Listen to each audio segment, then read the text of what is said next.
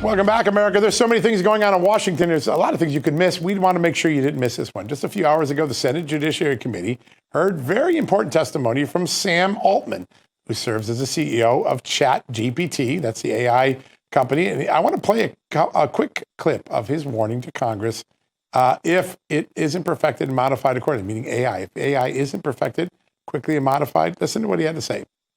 Look, we have tried to be very clear about the magnitude of the risks here.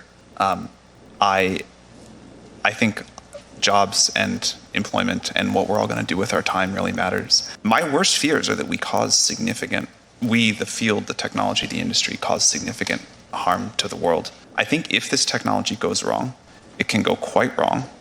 And we want to be vocal about that. We want to work with the government to prevent that from happening. But we try to be very clear-eyed about what the downside case is and the work that we have to do to mitigate that.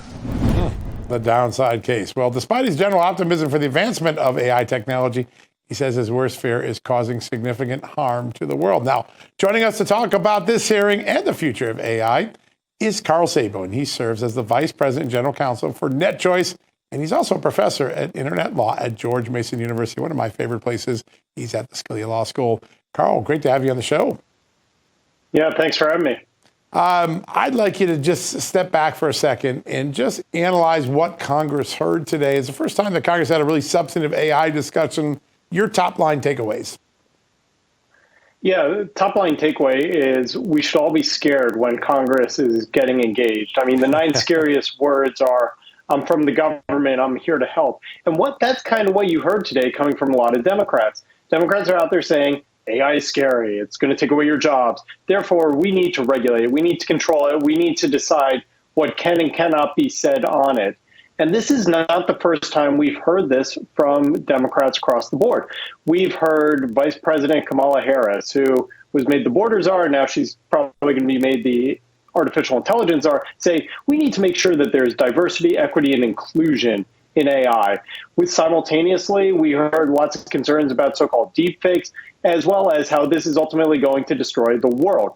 Now, I have to disagree with a lot of what Sam Altman, the head of ChatGPT, said today, because let's remember, he has already built a successful large company.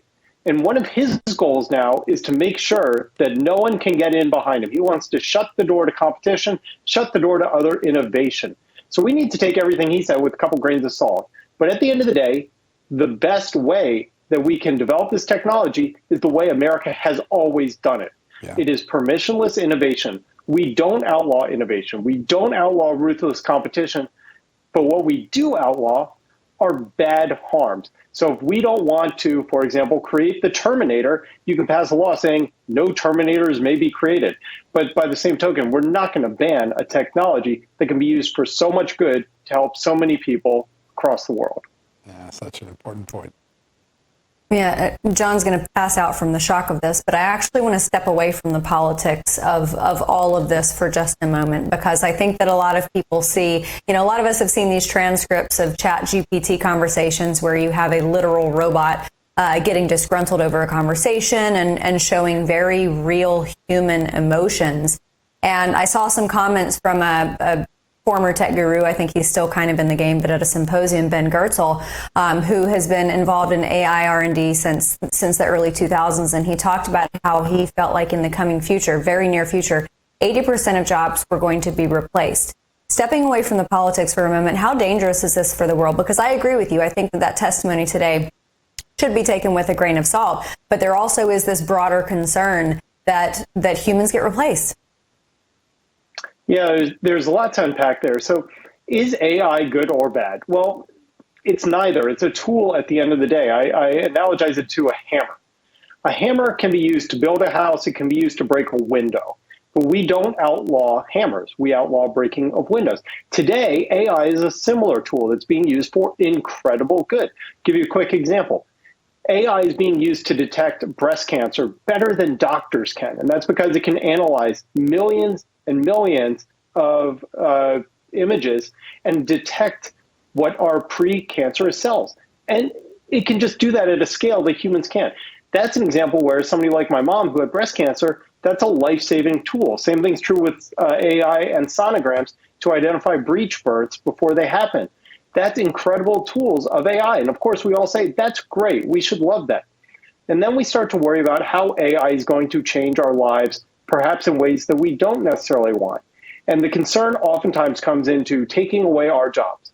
AI is not going to annihilate work. It's not going to destroy work. But what it will do is get rid of boring work. Give you a quick example. I was out in San Francisco at the Google I/O conference, and they were showing, let's presume you put together a PowerPoint deck, but you need to create speaker notes. Well, the AI can actually create the speaker notes for you. You know what? As a guy who teaches and uses PowerPoint decks all the time, that's one of those annoying things that I hate to do that will free up time for me to do stuff. And that's what we have always seen from technology throughout time. Whether it is your stove at your house, your pressure cooker, your crock pot, it is freeing up time so that you can spend more of your life with your friends, family, or doing other things other than the boring work that we are tied to. So there's a lot of opportunity out there. Now, I will say you do raise an important point. I do have 3 guidelines that we should all follow, 3 guidelines, and they are transparency, accountability, and security. Transparency, let people know when something is AI generated. Accountability, every existing law should apply to AI just like it does everything else. And security, when we put in personal information, sensitive information, business information, that needs to be kept safe and secure and not used to retrain the model. So I think if we start with those 3 guidelines, we can actually escape a lot of the problems that we're seeing come down the pike.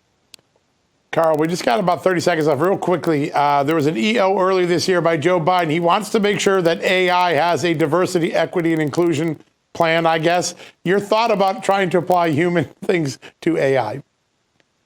AI actually can save us from a lot of the natural prejudices that we always have. Like, you see somebody who's really tall, you think, wow, they're going to be a great basketball player.